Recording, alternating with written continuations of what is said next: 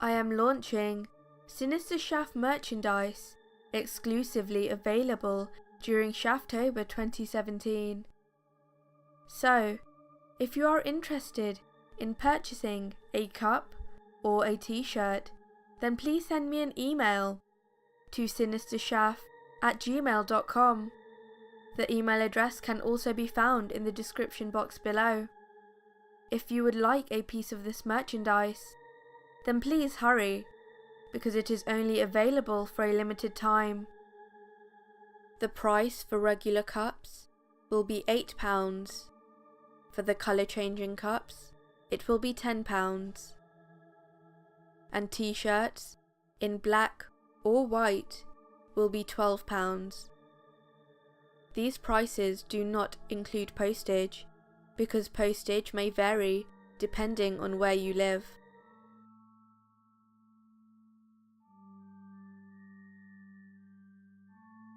I know that this is a cliché, but I would like to remind you that these stories are actually real.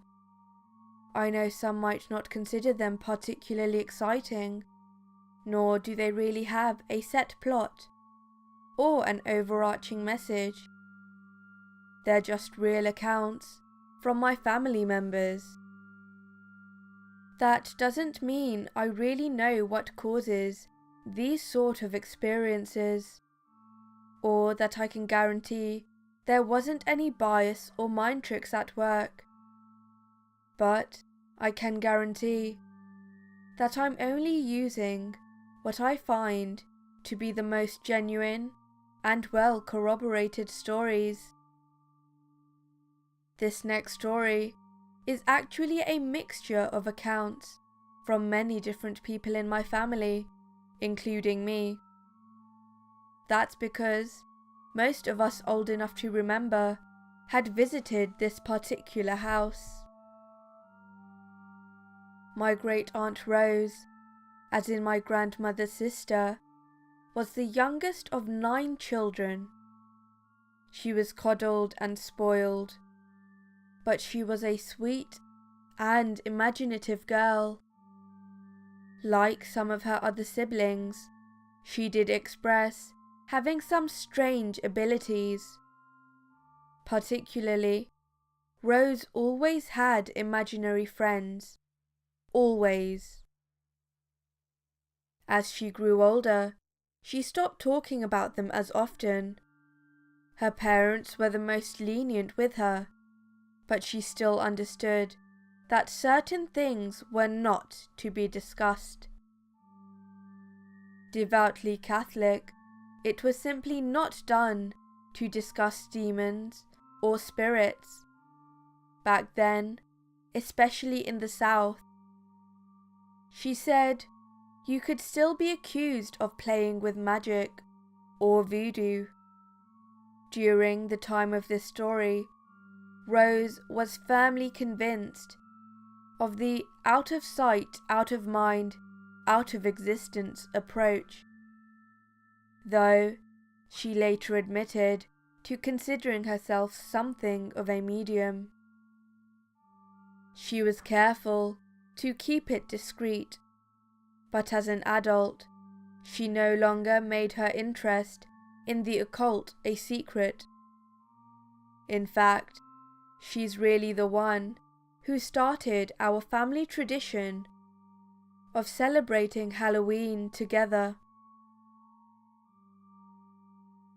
She said she's not proud of it, and she certainly never attempted to profit off of it.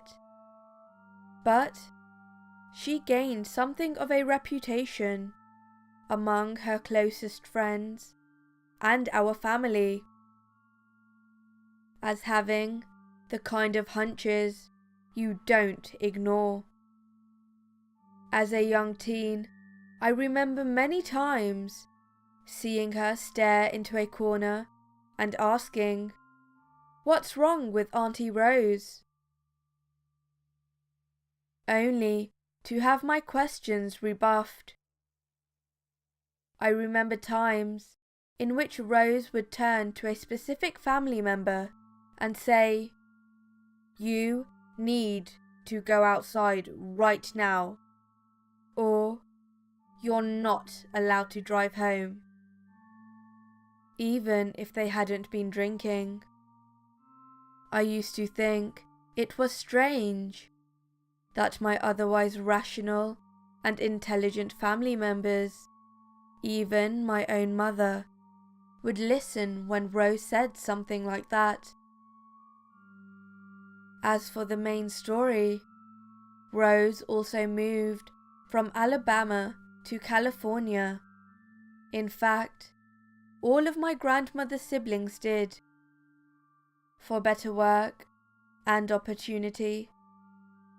Rose had 3 children from her first husband before he died, and then 2 children with her second husband. They lived in this particular house for about 2 years.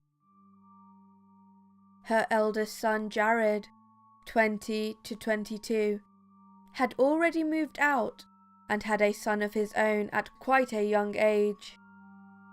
Due to some tumultuous issues, never made clear to me as I was too young to know, Rose took in her grandson, Mark, 3 to 5. Her 4 children, by descending age, were Elise 15 to 17, Caleb 14 to 16, Maggie 10 to 12, and Talia 8 to 10. These names are changed, but their real names are actually a bit strange. She named her girls after famous witches. I'm not kidding. My cousins are named after witches, some from the Salem trials. They also each have about 5 middle names, but I digress. Our family was very close back in the day, and I remember visits to their home. However, I was quite young, about 4 to 6 years old, so my few memories are foggy. I do remember the house was spooky. It made me a little uncomfortable, but I was always there with family and never felt unsafe.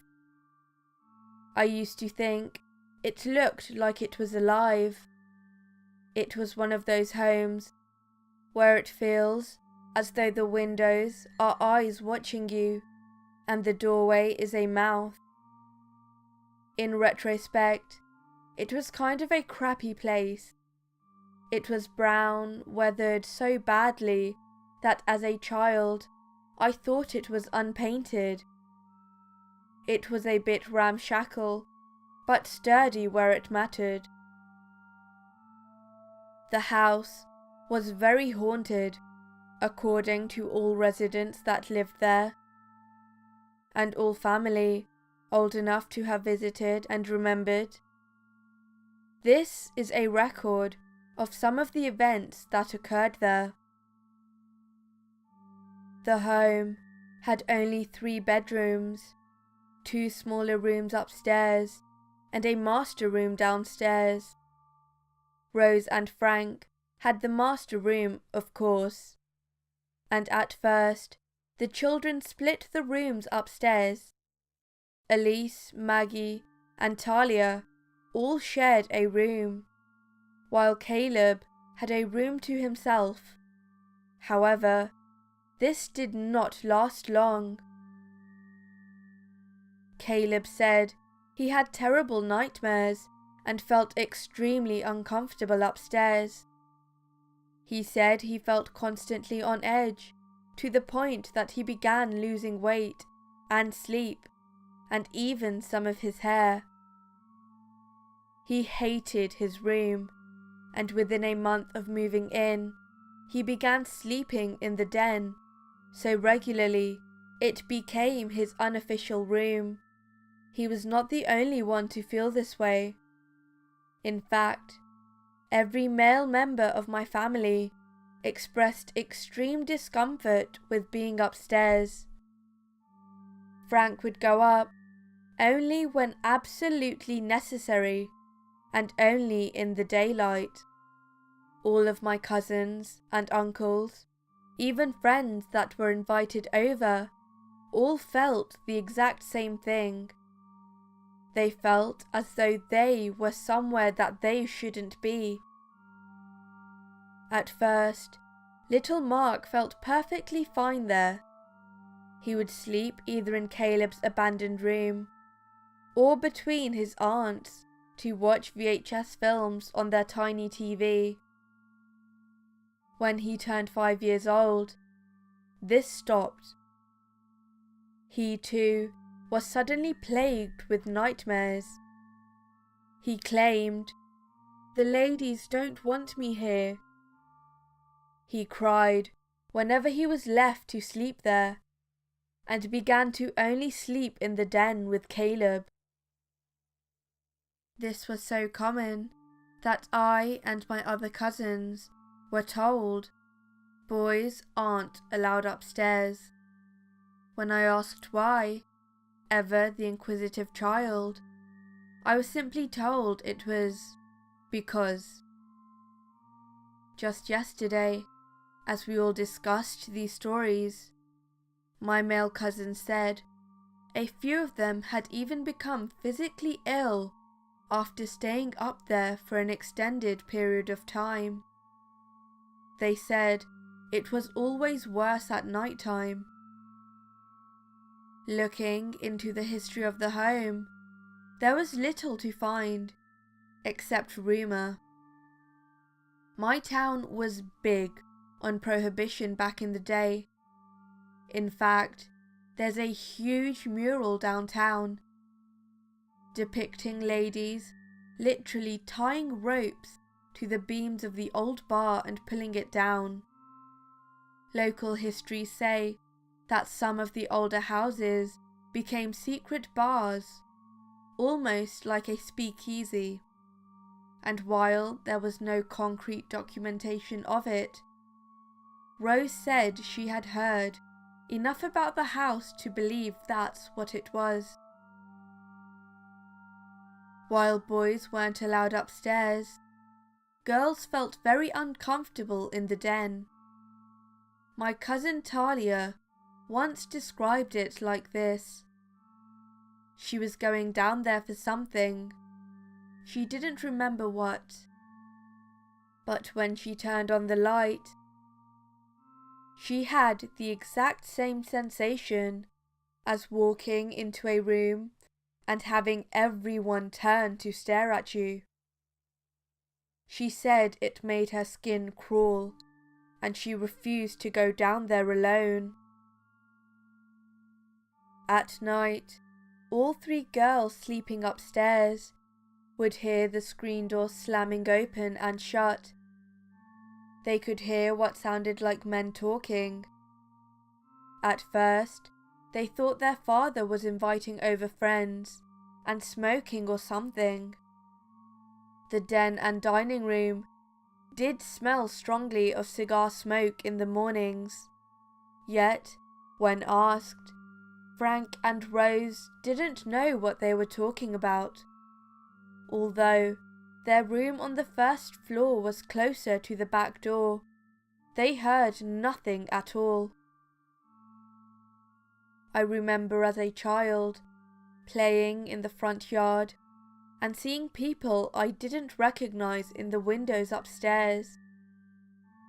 But my family was big. If you couldn't tell, my grandma, one of 9, my own mother, one of 5, and a slew of cousins I grew up besides. So I wasn't very bothered by seeing people I didn't recognize. When I asked about this, Elise, the eldest of the girls, would tell me to shut up and not look in the windows.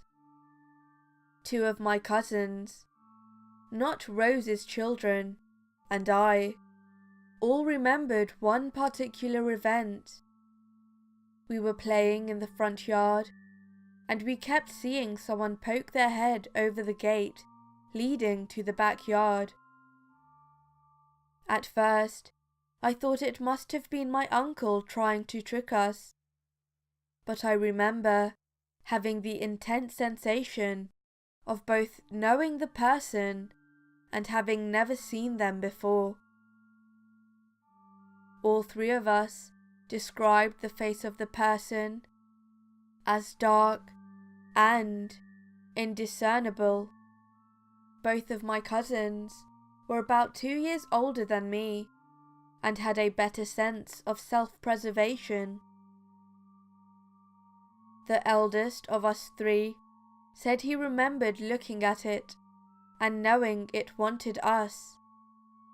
He remembered knowing we had to get away. I wanted to go to the gate and peek through the slats to see who it was, but my older cousins refused, pulling me by the arms to keep me in the front yard. I cried and complained, but they refused to tell me why we couldn't go there, only that we couldn't.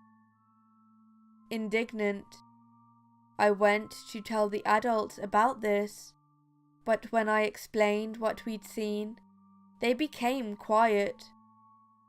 Frank went into the backyard briefly to check that it was empty, but the adults refused to say a word further on the topic. My cousins and I left soon after. We usually went to Rose's for large family events, as the living room and dining room were very big.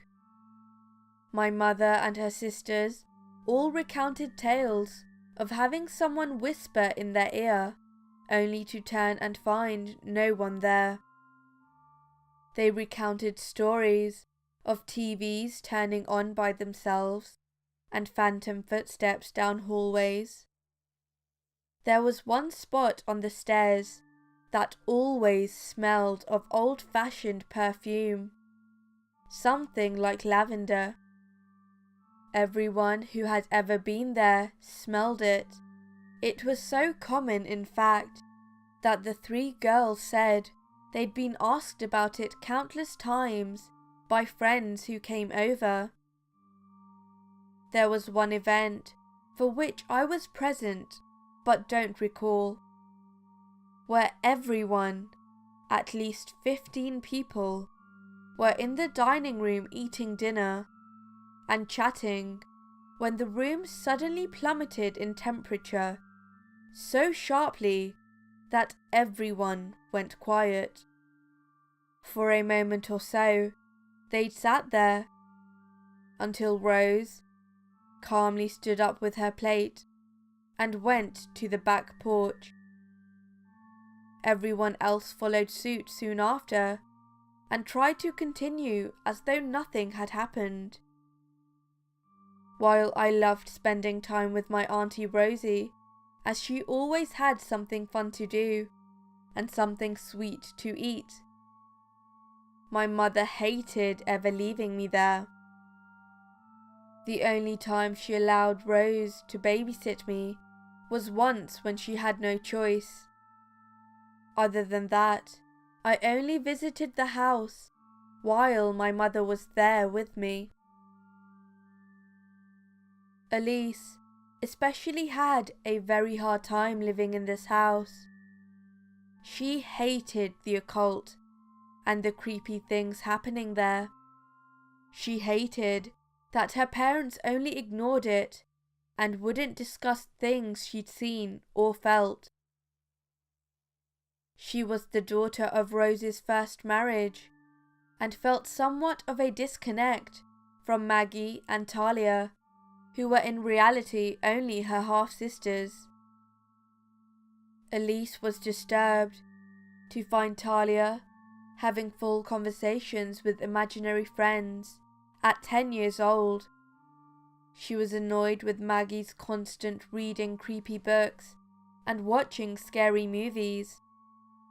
At 17, she was already well into the "I hate my life" stage of her teenage years, and living in that house didn't help. Elise is actually a bit estranged from the family now, and she won't be coming to our Halloween party. Maggie and Talia admitted that Elise was always a bit of a sensitive soul, for all that she acted the tough girl. They said she suffered the most in that house. Rose believes that of all her children, Elise inherited her gift the strongest. Maggie and Talia say that Elise would sometimes admit to seeing people standing in the corners, that she sometimes heard them talking to her. When I was 13, I remember one family event where Elise suddenly dropped everything in a hurry and ran outside. The room quieted in shock until Rose said, "It's all right. There's just a little girl passing through. Elise doesn't like her." Rose said many years ago that one of her biggest regrets was a conversation she had with Elise. Elise was distraught and terrified, at the end of her rope with the stress. But Rose brushed her concerns aside, instead only telling her to stay strong and ignore it, to simply pray. According to Rose, this was before she'd come to accept her own strange abilities, and she'd wrongly pushed her own denial onto her daughter. The last straw, the event that made my Aunt Rose and Uncle Frank move out of that house, was this. The 4 kids were all going upstairs together. They planned to move some boxes of VHS tapes and blankets down to the living room to hang out together. Caleb only went halfway up the stairs, planning for the girls to only pass him things. They would never make it all the way upstairs. Elise was leading the way, Maggie behind her, Talia next, Caleb last. They had been joking, and Elise turned back to look down at her siblings and make some kind of a witty retort. She suddenly felt a hot breath on the nape of her neck, and a creeping hand slid up her shoulder. Elise froze solid. Her siblings looked up at her, and their faces drained of colour, eyes going wide, all of them paralysed in terror as well. Elise turned slowly and saw an impossibly large figure of pure black. They said it had no discernible facial features or clothing, and described it as a shadow man. It was just the outline of a human shape, almost like a shadow, but in 3 dimensions, and pitch black, darker than any shadow could be. They could not see through it. Elise screamed, and that made her siblings scream as well. They all began running. They didn't stop until they were half a block away. All 4 of them saw it. Elise said she'd seen things like that before, but it was a first for the other 3, and they were all so utterly horrified they refused to live there any longer. While they waited to find a new place, Maggie, Talia, and Caleb slept together in the living room. Elise never again stepped foot inside the house. She was old enough that she couch surfed for a bit until her parents could find a new place. My Aunt Rose has since had a stroke. And while I don't know if she ever lost her ability, her health makes it difficult to communicate about it. That house was actually demolished over a decade ago, about 4 years after my family members moved out of it. More stories from my family may be coming soon, especially with Halloween approaching. We've been discussing it more and more. I think next time I'll share what happened to me directly that made me question my atheism and accept that science cannot explain everything.